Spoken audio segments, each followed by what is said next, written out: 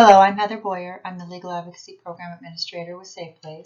Our legal advocacy resources serve 3 counties, Berry, Calhoun, and Eaton, and I oversee the Berry and Eaton County programming. We collaborate with the local shelters in those counties to ensure service delivery to area clients. We work with a number of community partners to secure referrals and provide assistance. I already mentioned our connection to the local shelters, but we also work closely with prosecutors' offices and police departments. Legal advocates assist clients with issues specific to legal matters. This includes support and guidance through the criminal justice process when there is a pending or existing domestic violence case, and also assistance with civil matters like divorce and custody and personal protection orders.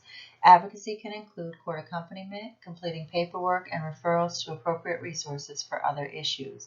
It is important to note, though, that legal advocates are not attorneys and are not permitted to give legal advice or provide any representation to clients. Legal advocacy is rooted in crime victims' rights, so I'll give a quick overview of this topic for reference. Every state in the country has some form of codified crime victims' rights. Michigan enacted our Act in 1988 as an amendment to the state constitution. There are 3 main focuses of the Crime Victims' Rights Act: the role of law enforcement, the role of the prosecutor, and the role played by the Department of Corrections. I'll just touch on a few highlights from each section. According to the Act, as the first to have contact with a victim, the police are responsible for making sure that the victim is aware of emergency and other resources within the community. Many police departments have partnered with crisis centers such as S.A.F.E. or have volunteer or staff advocates themselves to connect with victims at this critical first stage. In Calhoun County, one of our legal advocates, in fact, works with local law enforcement in this capacity.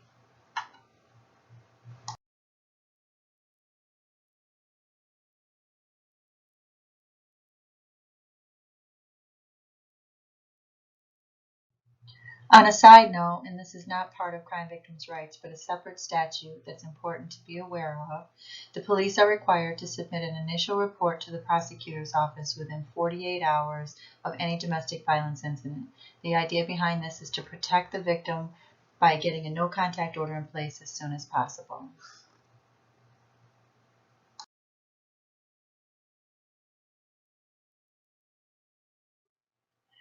Back to victims' rights, the prosecutor's office has the bulk of responsibilities under the Act. Every county prosecutor's office is staffed with a victim advocate to assist with ensuring these responsibilities are met. These advocates help to keep the victim informed throughout the process and make sure that victims are provided with appropriate community resources. Most shelter legal advocates' positions are focused in this area to help administer the prosecutor's office portion of the Crime Victims' Rights Act.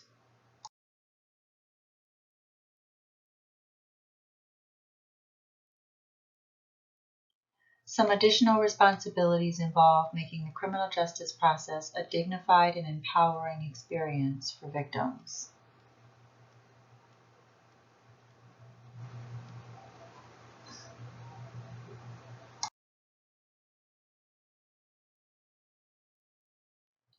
If a defendant is sentenced to prison, the Department of Corrections must keep the victim informed throughout the incarceration. This includes alerting the victim to facility transfers, parole, or heaven forbid an escape. Victims need to complete a written application to remain notified. Legal advocates can assist victims with securing and completing this paperwork.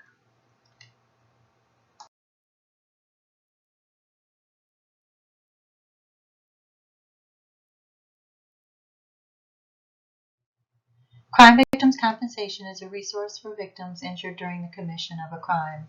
Every state has some form of compensation fund, and the Crime Victims' Rights Act requires that victims be made aware of this invaluable support.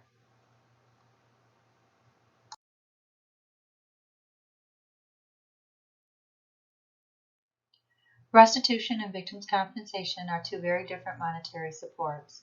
Restitution is an order by a judge that the defendant reimburse the victim directly for losses. There are no restrictions or caps on what the defendant is obligated to pay.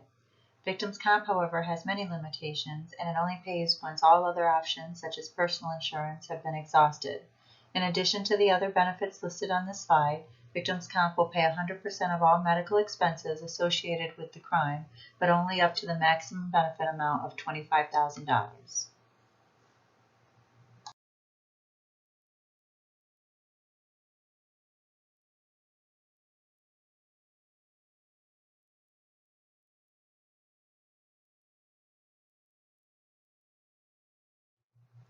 Although victims' compensation benefits are a tremendous resource to victims, unfortunately many service providers are unaware that it exists, and victims are often left to pay for expenses themselves.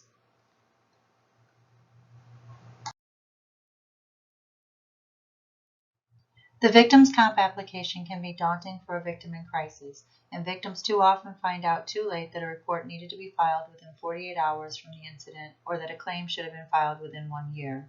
In addition, victims must cooperate fully with prosecution, and this requirement can be a challenge when dealing with domestic violence victims. Possibly, though, the biggest problem with victims' compensation benefits are the caps on recovery.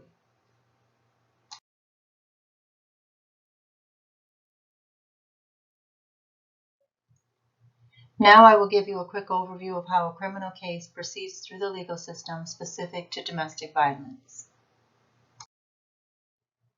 Following the flowchart, first there must be an incident that results in police intervention. Police officers conduct an investigation by taking statements and observing the evidence. If the alleged perpetrator is still present, he or she may be taken into custody immediately, and the police then send a report to the prosecutor to review for possible charges. I often tell people to imagine each law or crime has a unique checklist. These are the elements of the crime. Each element must be met or each box must be checked in order for the crime to have occurred. For someone to commit the crime of domestic violence, the perpetrator had to have put the victim in fear of injury or actually have physically injured the victim. If one of these boxes is checked, the prosecutor still needs to prove that there was some sort of current or prior intimate relationship.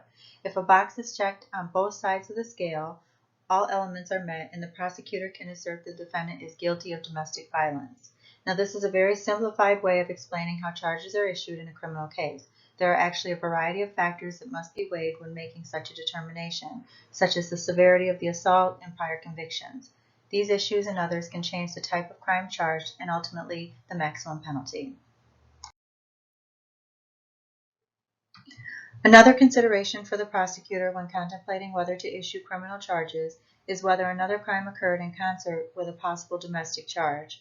This involves looking for other possible elements or checkboxes that are associated with other crimes while reading through the police report. It is not unusual for the defendant to face several charges. The prosecutor has three choices after reading a report. Deny because all the elements of a crime do not exist, deny due to insufficient evidence, at which point they can ask the police to investigate further, or authorize a warrant which is entered into lien. Defendants can then be arrested at any time. This slide is pretty complicated, and honestly, because each case is different and each court processes cases differently, it's impossible to make an accurate flowchart. But in a nutshell, just remember that all cases start in district court, misdemeanor cases remain there for disposition, but felony cases must be bound over to circuit court at a probable cause hearing for resolution. The first step in every case is that the defendant is arraigned, which means being formally advised by a judge of the charges faced. If applicable, it is at the arraignment that the defendant is informed of bond conditions before being released. These conditions typically include no contact with the victim. The defendant can take a plea at any point up to and even including during trial, immediately moving the case to the sentencing phase. Whether by plea or conviction at trial, the sentencing is always the final step. This is when the defendant is ordered to punishment laid out in statutory guidelines with some discretionary input by the judge. The most common plea deal in a domestic violence case is referred to as a deferred sentence. This means that if the defendant honors the various terms of probation, which normally include attending batterers intervention classes, the charges will be removed from all public records.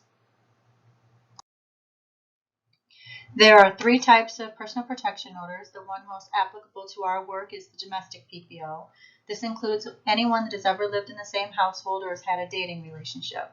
It can be really helpful for victims to work with an advocate when they're pursuing a PPO, and this is because we can assess lethality factors and determine whether obtaining a PPO is a safe option. The main difference between a no-contact order associated with the bond conditions of a criminal case and a PPO is that the judge automatically orders the bond condition without regard to the victim's wishes, whereas the PPO is granted only after the victim has petitioned the court and asked for the no-contact. A couple of key points on sentencing. First, the average sentence in a first offense domestic violence case involves a fairly short probation and the requirement to attend treatment. And second, the Crime Victims' Rights Act gives the victim a right to be heard at sentencing through a victim impact statement. This can be an incredibly empowering tool and an important part of healing.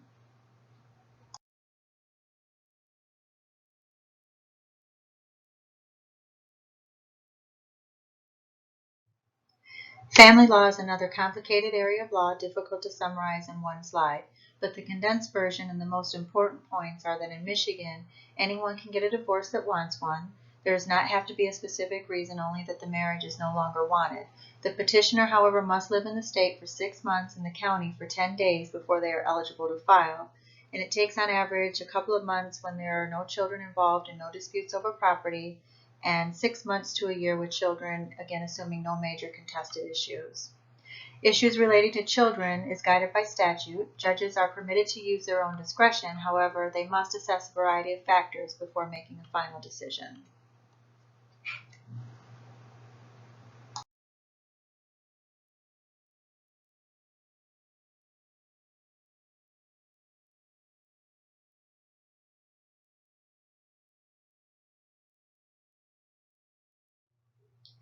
These are the factors that a judge considers when making a determination on whether and how much to pay for alimony, or in Michigan it's known as spousal support.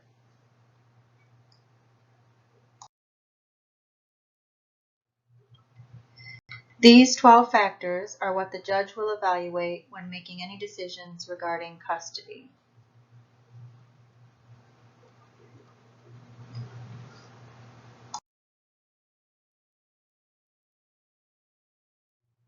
Finally, the judge will review these principles when determining parenting time issues.